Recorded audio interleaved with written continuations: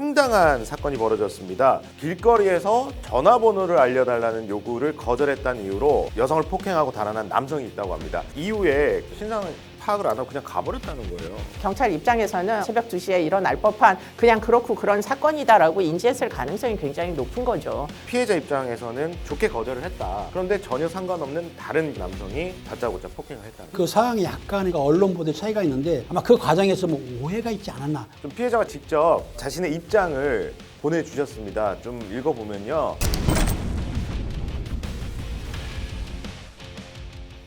뉴스에서 들을 수 없었던 사건의 이면을 통해 사건을 보는 새로운 시각을 전해드리는 이수정의 사건 수정. 안녕하십니까, 김태민입니다. 안녕하세요, 이수정입니다. 안녕하십니까, 김은배 팀장입니다. 네, 저희가 얼마 전에 동물학대 사건 주제로 동물보호법이 얼마나 어떻게 강화됐는지에 대해서 살펴봤는데 지난 11일 양평에서 개 1256마리를 굶게 해서 죽인 혐의로 구속된 60대 A씨에게 법정 최고형인 징역 3년을 선고했다고 합니다. 동물보호법상 징역 3년 처음 선고된 건데 아직 1심이라서 더 두고 봐야겠지만 그동안의 처벌에 비하면 좀 의미 있는 판결인 것 같아요. 죽은 생명체 숫자에 비해서는 3년이라는 게 턱없이 그렇죠. 부족하긴 하나 그러나 어쨌든 저도 이렇게 징역 3년씩 나오는 동물 학대 사건 본 적이 없어서 맞아요. 그런 재판은 굉장히 징역 기간이 길다. 동물 학대 사건 치고는 이런 생각은 듭니다. 그런데 이제 항소를 하게 되면 양형에 대하여 아마 틀림없이 항소심에서 굉장히 많이 다툴 것 같아요. 유례 없는 양형이 1심에서 나왔기 때문에 네. 그런 부분에 이제 저희가 계속 주목을 해야 되겠죠. 예, 그렇습니다. 지금 교수님이 말씀하신 대로 실제적으로 동물은 재물이기 때문에 3년 구형은 사실 힘든데 2심에서 했다는 게 의미가 있는 거고요. 개나 고양이를 넘겨받았던 농장주들이 있습니다. 네. 그 공무원이지 않습니까? 그렇죠. 무려 32명을 입건해서 검찰에 송치했다고 하니까 대단하네요. 앞으로 동물보호법에 대한 인식이 많이 바뀌지 않을까 생각이 듭니다. 네. 엄중한 처벌이 끝까지 이루어졌으면 좋겠습니다. 동물은 소중한 생명이에요. 물건이 네, 아닙니다. 그렇습니다. 얼마 전에 황당한 사건이 벌어졌습니다. 지난 7일 서울 번화가에서 일어난 일인데요. 길거리에서 전화번호를 알려달라는 요구를 거절했다는 이유로 여성을 폭행하고 달아난 남성이 있다고 합니다. 그러니까 상황이 어떻게 되냐면 이 여성 일행이 있었는데 한 남성이 다가와서 남자친구 있느냐, 3명 이상 왔느냐 물어본 거예요. 그래서 이 여성이 거절을 했다는 거예요.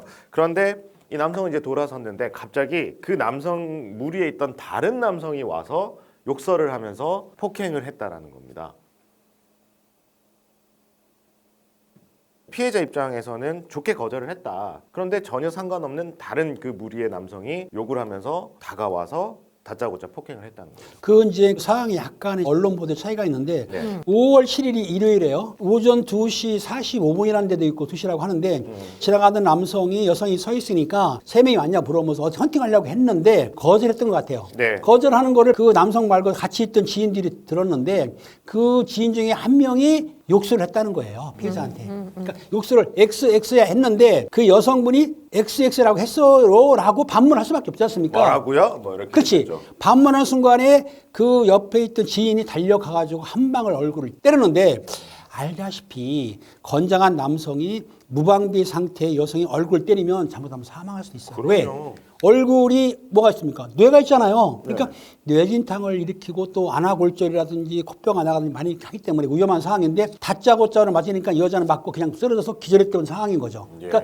상당히 이 여자 입장이 볼 때는 설마 길거리에서 돈 뺏는 것도 아니고 강도도 아니고 그렇다고 뭐 절도범도 아니고 깡패도 아닌데 갑자기 길거리 헌팅을 거절했다고 가지고 맞아서 네. 피해를 보고 쓰러졌던 사건인데요. 지금 이 사건 때문에 언론에서 항상 뭐 깊게 다루고 있는데 혹시 젠더 갈등 아니냐 아니면 뭐 묻지마 아니냐고 보는데 이거는 엄연히 남성분들이 여성을 헌팅하려다가 실패하니까 화풀이한 거로 저는 보고 있습니다. 여튼 피해자가 안화골절이라는 중상을 입었다고 해요. 얼굴과 코뼈가 부러져서 전치 6주의 중상을 입었다고 합니다. 그런데 이제 그 쓰러지고 난 뒤에 그 남성은 사라졌고요. 그 남성의 지인들은 또 이제 현장을 수습하려고 같이 있었다고 해요. 그래서 경찰이 출동을 했는데 거기서 이제 또 피해자가 화가 났다는 거예요. 어떻게 된 거냐? 경찰이 물어봤더니 이렇게 해서 헌팅을 제의를 했는데 거절을 하니까 폭행을 했다라고 하니까 경찰이 그럼 묻지마 폭행은 아니네요. 라고 했다는 거예요. 그거에 대해서 제가 설명을 드리자면 경찰들이 112 신고를 누가 했는지 모르겠습니다. 112 신고를 해가지고 경찰 출동을 했습니다. 와서 보니까 피해자분이 계셔요. 맞아요. 그럼 피해자분 계시면 먼저 피해 상태를 물어봅니다. 어떻게 피해 당했습니까? 물어보면 여성분이 제가 길 가다가 뭐 돈을 뺏겼어. 강도 당했어요. 아니면은 나를 따라다니는 남자가 때렸어요. 라고 해야 되는데 그냥 지나가는 남자가 때렸어요. 라고 했을 거 아닙니까? 그럼 왜 때렸습니까? 물어보니까는 전화번호를 물어보는데 답변을 안 하니까 때렸어요. 그런데 담당 경찰관이 당시에 묻지마 폭행은 아니래요라고 했다고는 하는데 이 뜻은 뭐냐면 피해자가 강도한테 만난 것도 아니고 따라다니는 그 스토커한테 맞은 것도 아니고 또 지나가다가 모르는 사람이 때린 게 아니고 아마 남녀 간에 전화번호로서 시비가 된 거 아니냐라고 했기 때문에 묻지마 폭행은 아니네요 했지만 그 말을 들었던 피해자는 좀 서운하거나 좀 거기에 대해서 상당히 불쾌했을 수도 있지만 현장에 출동했던 경찰은 피해 상황 물어보고 또 범인에 대한 인상사기를 물어보기 때문에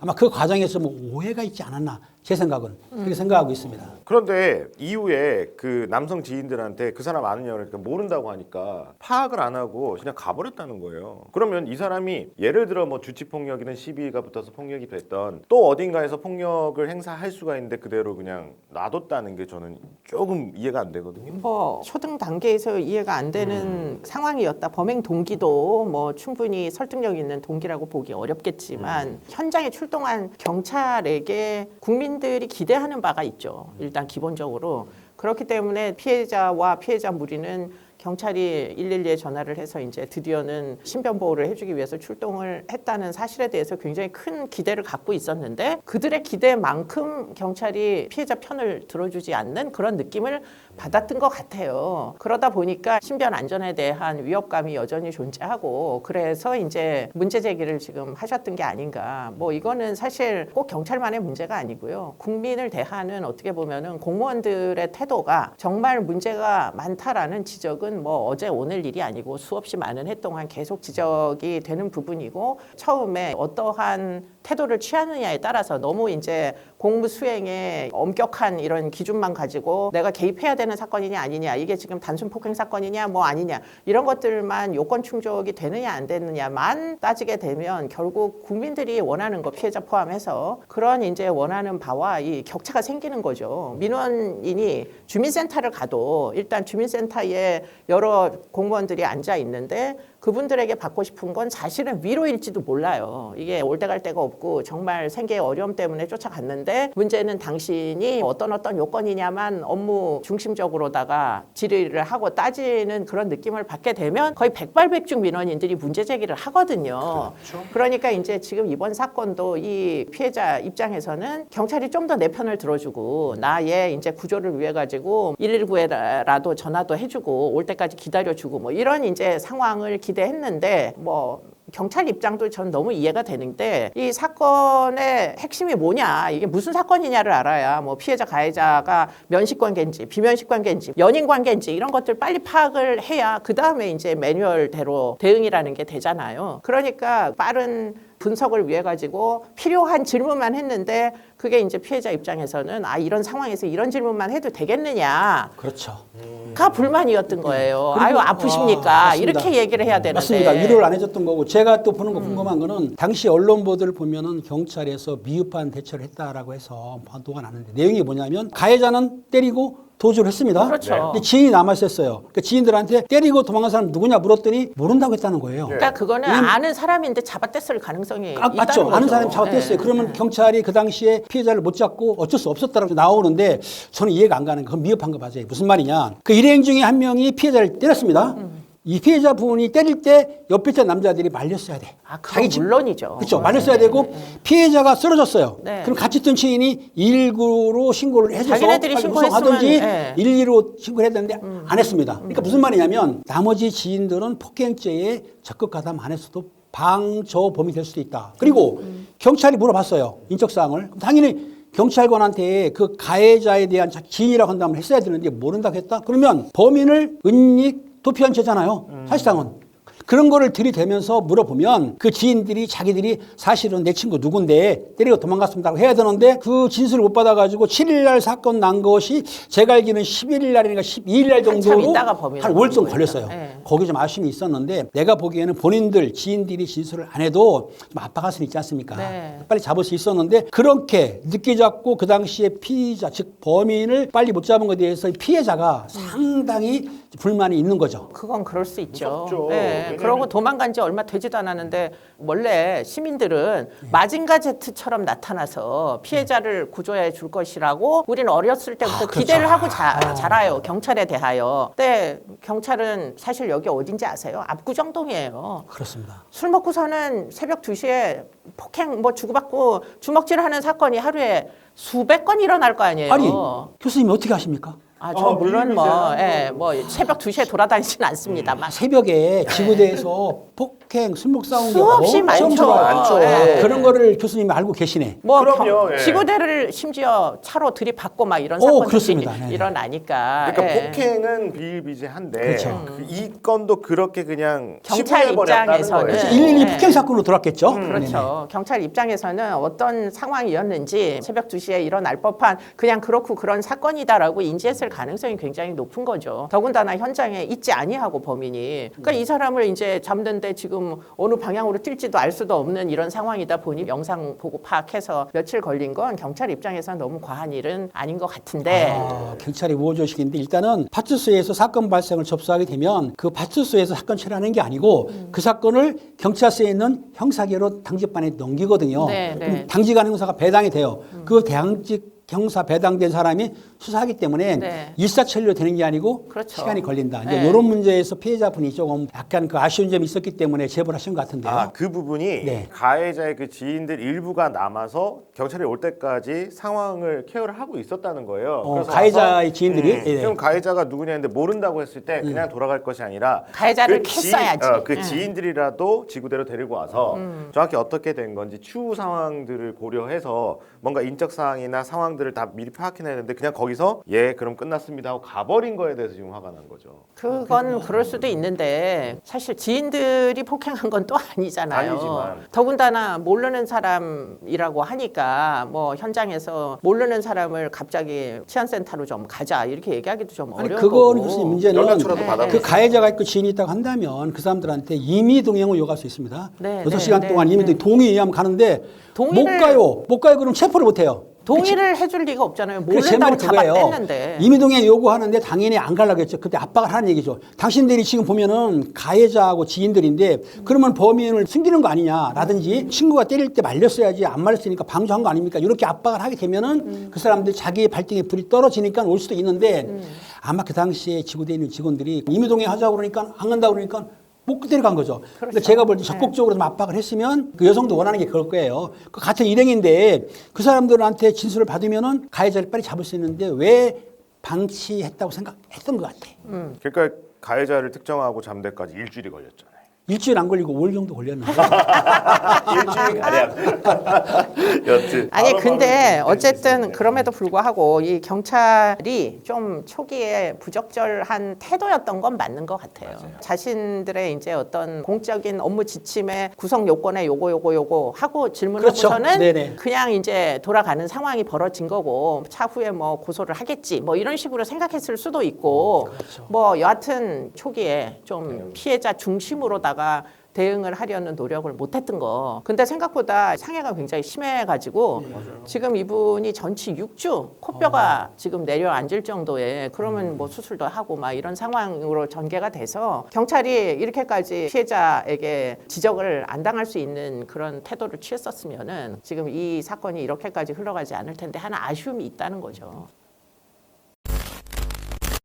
당시 사건 정황을 좀 보자고요. 일각에서는요 묻지마 폭행이다라고 하는 의견이 있고요. 단순히 이제 주치 폭력이다 또는 뭐 서로 간의 시비 끝에 붙은 폭력이다. 어떻게 보십니까? 두 분은? 제가 담당은 아니기 때문에 정확히 조사를 안 봐서 모르겠지만 지금 언론에 나온 거 보게 되면은 헌팅을 하려다가 여성이 거절하니까는 그러니까 남녀관계에 시비가 된 건 맞아요. 그러니까 욕을 하는데 욕을 왜 했냐고 물어보고 반문을 하니까 거기에 갑자기 때렸기 때문에 아까 말했듯이 강도라든지 치정관계라든지 묻지마는 아닌 것 같고 그 길거리에서 시비가 됐다. 쉽게 남녀관계 시비인데 그걸 참지 못한 남성이 폭행했기 때문에 실제적으로 이걸 묻지마 폭행으로 간다든지 젠더의 갈등으로 가는 건 아니라고 봅니다. 저는. 교수님은요?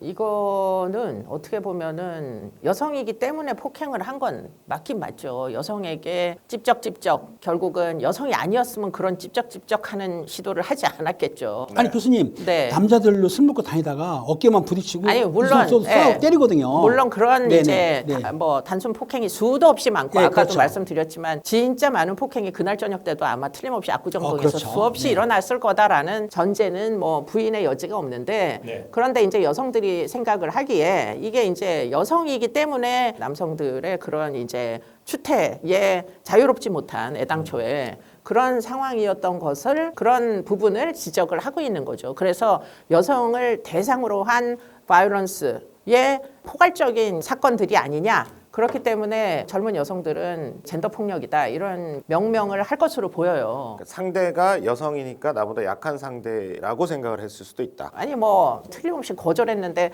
거절을 못 받아들이고 지금 반격을 하게 돼서 이 지경이 된 거 아니에요. 그러니까 이제 그런 부분을 젊은 여성들은 넓게 봐서 이거는 여성에 대한 폭력이다. 그렇기 때문에 이거는 전반적인 어떤 남녀의 갈등일 수 있다. 이렇게 이제 인식하는 사람들이 틀림없이 있죠. 그런데 문제는 그러면 젠더 폭력이라는 죄명이 있느냐? 그건 아니잖아요. 그렇죠. 네네. 그러니까 경찰이 나가서 젠더 폭력이란 죄명이 없으면 자기네들의 죄명 매뉴얼에 부합하는 사건인지를 결국은 질문할 수밖에 없고 그럼에 있어서 묻지마 폭행은 아닌 것 같다라고 얘기한 그 부분이 그렇게 피해자가 문제 제기를 할 대목은 저는 개인적으로는 아니라는 생각이 든다는 거예요. 왜냐하면 피해자, 가해자가 면식관계인지 비면식관계인지 이런 거는 기본적으로 따져야 되는 당연하죠. 상황이니까. 네네. 그러니까 좀 더 관대하게 이 사건들을 좀 볼 필요는 있다. 그렇기 때문에 다 두리뭉실하게 가정폭력도 젠더폭력이고 성폭력도 젠더폭력이고 이 사건도 젠더폭력이고 이렇게 해서 모두 젠더폭력으로 다 두리뭉실하게 가면 그게 최근에 이제 강남역 사건에 몇 주기였잖아요. 그 강남역 사건이 몇 년 전에 일어나가지고 또 여성 단체들이 이제 거기 가가지고 이 여성 젠더 폭력을 근절하라 이런 이제 문제 제기를 했는데 사실은 그렇게 둘이 뭉실하게 가는데 저는 일단 반대 의견이란 말이에요. 그렇게 하면 대안이 안 나와요. 여자이기 때문에 어쩌라고 폭력의 대상이 된다. 그러면 인구의 반이 여성인데 반은 남성이고 어차피 그럼 모든 사건들을 젠더 폭력이라고 부르는 그 순간에 사실은 사건마다 대응해야 되는 방식이 다른 것인데 그러면은 그게 지금 대책이 있느냐 무엇을 위해서 문제 제기를 하느냐 문제 제기를 하면 문제를 해결할 수 있는 방안이 있어야 되는 건데 그렇죠. 나는 교수님 말의 전적인 게 뭐냐면 젠더 폭력이라고 한다면 정의가 여성을 비하해서 여성만을 상대로 범죄를 해야 되는 건데 이번 사건 같은 경우에는 여성만을 상대한 게 아니고 그 친구가 그 여성한테 접근을 해가지고 헌팅을 하려다가 안 되니까 화나서 때린 거는 맞는 거예요. 네. 대화하다. 그렇기 때문에 젠더 폭행이다 하면 안 되기 때문에 저는 교수님 말에 전적으로 동의는 하는데 이런 면은 있죠. 아까 태민 씨가 말했듯이 여성이 약하니까 저같이 건장하거나 마동석이 있다. 그러면 그 남성이 때렸겠어요? 근데 마동석이한테 남자가 가서 데이트 신청을 안 하거든요. 할 리가 없죠. 이야기 흐름이 왜 또 그쪽으로 가요? 아, 그렇잖아요. 예, 근데 맞아요. 어쨌든 여성을 약자로 봤기 때문에 이 남성이 때렸을 것이지 마땡땡이나 나처럼 건장하면 아마 때리진 않았을 것 같아요. 그런 문제는 그러니까 있는데 순간적으로 여성이기 때문에 내가 화가 났어 분풀이 할 수 있어라고 생각할 그렇죠. 수도 있다. 예, 그렇죠. 근데 그거는 이제 그런 경우에는 피해자 가해자가 일반적으로는 비면식 관계고 묻지마 폭행이 되는 거고 분풀이 대상으로 여성이라는 어떤 성별의 특수성을 찍어가지고 목표물로 삼는 그런 경우는 그게 그건 젠더죠. 젠더 폭력 맞죠. 그렇죠. 그런 그럴 경우는 경우는. 맞죠. 네. 근데 지금 같은 경우에는 경찰이 나갔을 때 뭐 이런 상황 말이 이제 오고 간 상황 이런 것들을 아마도 파악을 해서 결국은 현장에서 아주 엄격하게 대응을 안 하고 그냥 휘릭 돌아가 버린 이런 이제 어떻게 보면 도움을 요청을 한 사람 입장에서는 뭔가 기대를 잔뜩 가지고 도움을 요청했는데 나가가지고 경찰은 마징가 제트 노릇을 안 하고는 그냥 몇 마디 질문만 하고 그냥 휘리릭 돌아가신 거예요. 그러니까 기대와 실제로 대응한 방식이 너무 격차가 크니까 그래서 문제 제기를 하시는 거죠. 근데 이제 경찰 입장은 그래서 이제 더 이상 제가 두두는 정도는 안 하겠는데, 근데 기본적으로 생각을 해보시면 국민의 공복이라는 거창한 이런 이제 철학이 존재하잖아요. 그러니까 좀 더 피해자에게 또는 이 민원 내신 분들에게 친절해야 될 의무는 이거는 뭐 업무와 직접 관련은 없어도 있는 거 아닌가. 그게 틀림없이 있어야 된다. 몸에 배야 된다. 그런 생각이 든다는 거예요. 돼야 되겠죠. 예. 문제는 지금 좋은 말씀 하셨는데 지금 예의와 비라는 사람이 있어요. 서로 싸웠어요. 예의가 비를 일방적으로 때렸습니다. 신고가 들어갔어요. 현장에 나갔습니다. 그런데 저렇게 중상은 아니더라도 상처가 입었을 경우에 경찰관이 현행범 체포가 가능합니다. 그렇죠? 현장에 있었으니까. 근데 실제적으로 지금 일선에서 현행범 체포를 못합니다. 못하기에 가서 물어봐서 그 사람이 주소가 있으면 돌려보내. 다음에 소환을 해요. 그러니까 맞은 사람 입장에서 볼 때는 이게 뭐야? 맞았는데 왜 안 잡아가? 신고를 할 필요가 없구나. 이렇게 그거를 생각이 거기서 체포했을 경우에 나중에 이분이 징계를 먹을 수가 있어요. 왜? 맞아요. 무리하게 체포했다. 네. 이게 네. 국가적으로 문제가 되는 게 뭐냐면 네. 인권위원회가 있기 때문에 피의자, 범인의 인권을 너무 주장하다 보니까 일반 국민들 사고를 쳐도 주거짓으면 체포하지 마라. 제가 제일 불만인 게 그거예요. 그래요? 예, 그거예요. 누구를 위한 인권 보호이냐. 정말 십수년 전부터 계속 그 얘기를 하는 거예요. 이게 이제 인권을 동등하게 놓고 문제 제기를 하는 사람의 인권만 인권위원회에서 보호를 해주고 그 문제 제기를 안 하는 힘없는 아이들, 노인들 이 사람들의 인권은 상대적으로 문제 제기를 하는 사람들의 인권만 이슈가 되고 이 조용한 사람들, 세금 열심히 내는 납세자들 이런 사람들의 인권은 강화된 이 풍토가 있단 말이에요, 지금. 그러니까 이런 건 절대 좀 지양해야 된다. 전 개인적으로 이렇게 생각이 드는 게 제일 인권 진정을 많이 하는 사람들은 사실은 교도소의 수감자들이에요. 그러니까 무슨 인권위원회에서 인권 침해 조사를 하는 대다수의 사건이 교도소에 가가지고 조사를 하는. 그러니까 문제 제기를 하는 사람들 위주로 이 정부 행정이 돌아갈 수밖에 없기 때문에 피해자의 권리 주장, 피해자가 이렇게 불만 제기하는 이런 사건들이 좀 더 나름의 타당한 근거를 가져야 하는 거 아닌가, 신경을 좀 써야 되는 거 아닌가 이런 얘기가 되는 거죠. 예. 아유,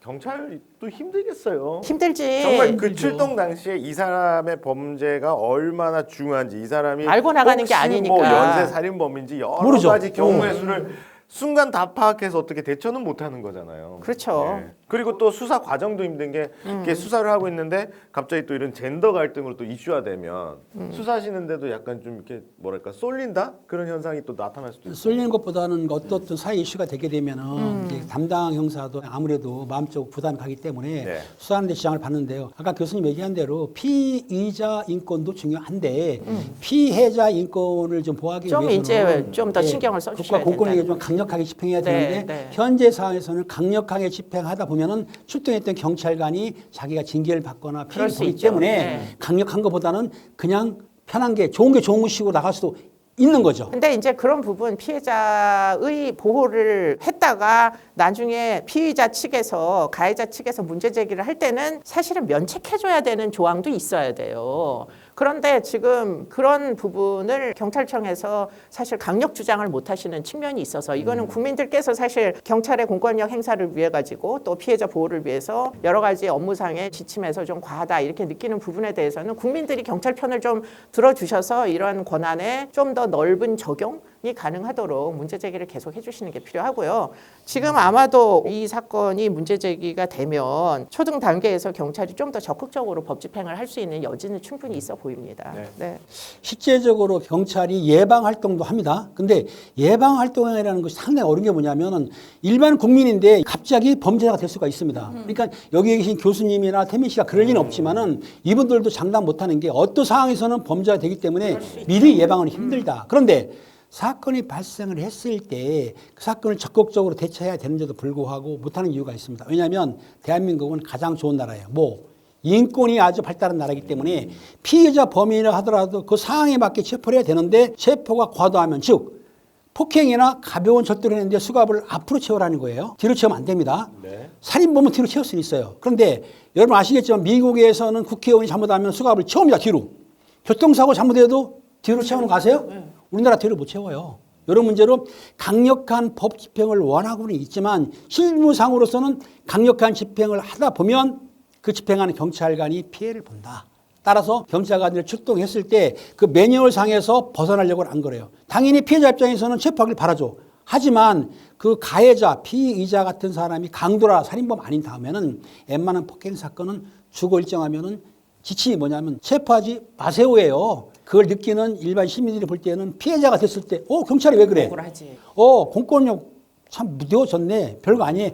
라고 생각하는 게 요게 상충이 되는 거예요. 그런데 어찌됐든 제 입장은 그렇습니다. 범행했을 때는 집행을 엄정하게 해서 수갑을 채우고 현안문 체포한 다음에 조사원에 풀어주면 되거든요. 근데 그거를 지금 정부 아니면 경찰청에서 어느 정도 이게 차단하고 있기 때문에 형사들이 좀 어렵지 않나. 화나신 건 아니죠? 안황이 아니고 저는 화나신 건 아니지. 제가 경찰을 두둔해 드리고 있는데 지금. 두들 많이 하시는데 갑자기 제가 줄어들어가지고. 후배들한테 물어봤어요. 옛날 같은 경우에 현행범 체포를 자주 했는데 요즘도 현행범 체포하냐 그랬더니 아까 말씀하신 대로 현행범 체포를 못 한다는 거예요. 맞아요. 그러면 뭐. 피해당한 사람이 볼 무죄 때는 추정의 신고를 원칙이라는 했는데 범인을 안 잡아가? 얼마나 황당하겠어요. 황당하지. 근데 그 범인을 체포하게 되면은 너 왜 무리하게 체포했어? 라고 하기 때문에 체포를 못 하는 거예요. 사실은 현행범 체포는 민간인도 할 수 있다 없다? 민간인이 어떻게 체포를 해요? 이렇게 모르시는구나. 현행범일 경우에는 민간인도 체포가 가능합니다. 일단 제압을 할 수 있다고요. 체포를 해요. 체포? 체포 가능해요. 그러니까 뭐 묶어두거나 할 수 있다는 현행범, 거야? 예. 현행범은 체포한 뒤에 어떻게 하느냐? 수사기관 경찰한테 인도하시면 돼, 빨리. 현행범 체포는 민간인도 할 수가 있는 거예요. 그러니까 우리 희망이들이 범행이 벌어진 현장에 범인이 있으면 체포 가능합니다. 그다음에 경찰관에게 인계하면 되는 거예요. 오늘 아주 좋은 정보를 얻었습니다. 피해자가 직접 연결을 하면 좋지만 마침 또 지금 그 다친 부위 수술을 네, 오늘 들어가고 수술이라고 있고, 하시더라고요. 전화 연결을 네. 하고 대신 직접 자신의 입장을 보내주셨습니다. 좀 읽어보면요. 저는 초등대형이 미흡하다고 생각했는데 이에 대해서 갈리는 반응이 가지각색이다. 비단 젠더 감수성 따위를 논하는 게 아니다. 이 모럴리스가 주 쟁점거리라고 생각을 하는데 경찰 매뉴얼이 뭐 그렇다고 하면 할 말은 더 없겠다. 허나 일반적인 사람이라면 누구나 다쳤을 때 경찰이 안부부터 물을 거라고 생각을 하고 또 그 당시 본인이 비로소 보호받을 수 있다는 안도감을 느껴야 할 타이밍에 그런 감정을 느낀 건 수치심이었다.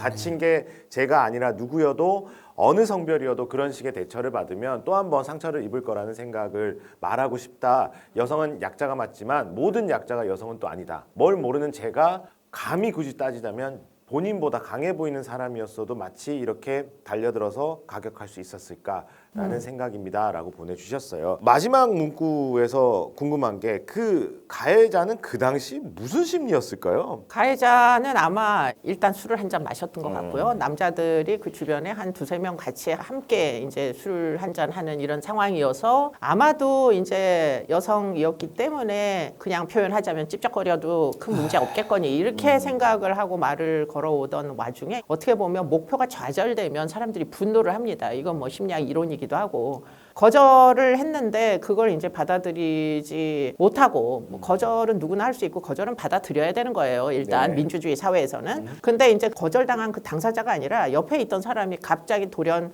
주먹질을 날린 거라 가지고 이 사람은 사실 굉장히 엄중 처벌해야 되는 그런 부분이 아니냐. 저는 이런 사람이 아마도 그전에도 전작을 가지고 있을 개연성이 굉장히 높은 사람일 거다. 왜냐하면 웬만한 사람들은 지금 이런 거절을 당했을 때 주먹질 하세요? 못하죠. 그러니까 이게 못하죠. 일반적인 어떤 상호작용의 방식이 아니에요. 그렇기 때문에 지금 이 사건의 경우에도 다짜고짜 주먹이 이렇게 날아가는 거 보면 문제 해결의 방식을 그전에도 이렇게 해결을 했던 적이 있을 개연성이 되게 높아 보여요. 그렇기 때문에 위험한 사람 맞고요. 처벌 받아야 되는 거 맞아 보이는데 어쨌든 피해자 입장에서는 예상하지 못했던 피해니까 경찰이 좀 나가가지고 이런저런 조금 더 상황에 대한 파악을 피해자 입장에서 했더라면 지금 이렇게까지 문제 제기를 하시지 않아도 되는 상황이었겠죠. 강해 보이는 사람이었어도 마치 펀치기계 날리듯 달려와 얼굴을 가격할 수 있었을까요? 근데 그 대목도 이런 경험이 많은 사람들은 절대 그럴 리가 없다는 거죠. 강자에게 약하고 약자에게 강하고 화풀이 대상으로 여성이나 아동을 대상 삼는 뭐 노인을 삼든 자기가 충분히 제압할 수 있는 목표물에게 화풀이를 하는 그런 스타일인 그러니까 거죠. 저는 이 사건을 보면서 실질적으로 첫 번째 남자 지인분 먼저 여성한테 가가지고 전화번호를 달라든지 만날 수 있느냐 욕을 했잖아요. 그 여성이 거절했으면 그 사람이 기분 나쁠 거 아닙니까? 그럼 거기서 끝이 거기서 났어요. 언쟁할 수가 안 끝나야 되는데 네. 아니 왜 자기는 가만히 있다가 갑자기. 가서 때리는 거는 물론 거기서 욕을 했다 그러니까 욕에 대해서 댓글을 했다고 그래서는 하지만 문제는 뭐냐면은 아까 말했듯이 이 사람도 분노 조절이 좀 안 되는 사람 같아요. 그러니까 자기 그 지인이 가서 거절당한 게 내가 거절당한 거로 그게 이입이라고 그러나요? 감정이입이 돼가지고 감히 거절해? 뭐 이렇게. 그렇지. 그런 상황에서 욕설을 했는데 상대편에서 거기에 반응을 하니까 이유 불문, 상황 불문 무조건 완전히 날린 거 아닙니까? 그런데 중요한 거는 사람을 다른 데가 아니고 얼굴을 때렸을 때는 사망을 할 수도 있죠. 그럼요. 그러니까 네. 조사를 받아가지고 피해자를 구속시키느냐, 불구속하느냐도 문제가 될 것 같고, 네. 그런데 구속했다 하더라도 범인이 피해자하고 합의가 안 되면은 보상받을 수가 없잖아요. 그러면은 보상 안 해주면 또 민사소송으로 가야 되지 않습니까? 네. 보상받으려면 네, 네. 이런 문제가 남아있기 때문에 이런 문제를 정부에서 민사는 관여를 안 하기 때문에 실제적으로 이 피해자분이 피해 보상을 받기까지는 좀 시간도 걸리고 엄청난 고난이 있을 것 같으니까 문제가 되는데 어찌됐든 여성을 상대로 해서 남성이 무지막지하게 얼굴을 구타하고 폭행한다는 것은 문제가 있다고 보기 때문에 지금 문제가 된 건데 제가 생각하는 이거예요. 헌팅을 할 때에 만약 여성분한테 물어봐서 여성이 전화번호, 핸드폰 번호 물어보는데 안 준다 그러면 죄송합니다 하고 인사하고 와야지 거기에 대해서 시비해서 때리면 안 되잖아요. 예전에는요 이렇게 헌팅 뭐 누구한테 헌팅이란 용어를 용어 쓰지 없었죠. 말라니까. 헌팅 쓰면 안 됩니까? 네. 그럼 뭐라고 해야 무슨 돼요? 뭐 만남을 제안한다거나 이렇게 쓰십시오. 그래요? 아무튼 네. 남성들이 길거리 만남을 그 전문 청년들은 그 이상형 있으면은 네. 그냥 지나치면 아까우니까 가서 얘기하는 수는 있어요. 네. 거기까지입니다. 네, 예의를 지켜서 제안을 해서 또 하면은 뭐 그렇게 하면 되죠. 하는 거고요. 네. 또 두 번 이상 하게 되면 스토커 되니까. 아니 뭐 두 번, 세 번 그게 번수가 문제가 아니라 상대에게 두려움을 야기하는 방식으로 스토킹을 해야 그게 범죄가 되는 거예요. 두려움이나 불쾌감을 줄 정도로 그렇죠. 반복적인 행동하면 스토커거든요. 네. 반복이라는 거 2회 근데 이상이니까. 두려움을 주지 않는 경우에는 피해자들이 신고할 리가 없겠죠. 예. 팀장님 그 예전에 네. 마음에 드는 이성에게 가서 쑥스럽게 쪽지 주고 막 그랬잖아요. 그게 추억인데 이렇게까지 막 들이대고 막 화를 내고 폭행까지 간다? 아, 우리는 그렇지 않았습니다. 제 학생 때에는 마음에 드는 여학생이 있습니다. 그럼 저는 좀 강렬한 스타일이라 딱 가가지고 잠깐만 한 다음에 시간 되면은 잠시 저 XX 빵집에 가서 우리가 단팥빵을 먹을까요? 진정 레트로다. 그렇게 해가지고 본인이 노하면은 쿨하게 예스하게 되면은 내일 몇 시에 어디 뭐 무슨 당 앞에서 봅시다. 만나시죠. 지금 본인의 옛날 연애담 그렇죠. 얘기하시는 거죠. 예. 그렇게 해서 만나서 나오면은 되는 거고 그러니까 안 나오면 할 수 없는 쿨했다는 거고 쿨한 거죠. 교수님은 받아보신 경우죠? 저희 때는 휴대폰이 없었어요. 그러니까 뭐 전화번호를 달라 이렇게 얘기하면 집 전화번호를 줄 수밖에 없고 집에 전화하면 우리 아버지가 가만히 안 둘 것이고 야. 그래서 전화번호 교환은 못했고요. 학보를 뭐 어느 학교에 누구다 그걸 알게 되면 학보를 보내서 자신의 이제 관심을 표명을 하고 그럼 또 여성이 아 뭐 이 쪽지 안에 들은 내용 이런 게 마음에 들면 또 학보를 보내고 그럼 이제 관계가 이렇게 되는 경우들이 꽤 많이 있었죠. 그래서 연애해서 결혼한 친구들도 많이 있었어요. 예. 그렇죠. 자 이렇게 어떤 뭐 이성에 대한 호감을 표시하고 쪽지를 주고 하는 게 이렇게 추억거리 그냥 이야기거리가 돼야 되는데 이렇게 사건화되면 안 되는 거예요. 그렇죠. 예. 제가 볼 때는 요즘 젊은 사람들 어린 나이부터 이 서로 간의 입장을 금방 파악하고 나의 호기심을 잘 전달하고 그러한 훈련을 좀 많이 해야 될 것 같아요. 예. 네, 수사 결과는 좀 더 지켜보도록 하겠습니다. 일단 피해자분이 수술 잘 마치시고 안정을 취하시길 바랍니다. 자, 사건 수정은 오늘은 여기까지입니다. 그런데 좀 안타까운 소식을 전해드리면 잠시 사건 수정이 쉬어가는 시간을 가지려고 해요. 두 분 다 너무 지금 바쁘셔가지고 예, 어떻게든 다시 금방 돌아오도록 하겠습니다. 지금까지 사건 수정을 시청해주신 여러분 고맙습니다. 감사합니다. 아니 교수님 젊은 시절 사진 봤는데 브룩실즈잖아요. 뭐라는 거예요? 브룩스 실즈라고 그 말도 안 돼. 미국의 그 미인했던 네, 그분. 적당히 하시고요. 사자가 잡는 토끼 것도 잡아먹어요. 아니고. 예? 헌팅, 사자가 토끼 잡아먹어요. 헌팅이라고 하게. 또 야단 맞았어. 영어를 쓰는데 안녕하세요, 여러분. 김은배 팀장님하고 같이 함께 하게 돼서 굉장히 영광입니다. 새로운 인물이 합류하게 됐습니다. 제대로 한번 파헤쳐 보도록 하겠습니다. 지금 시작합니다.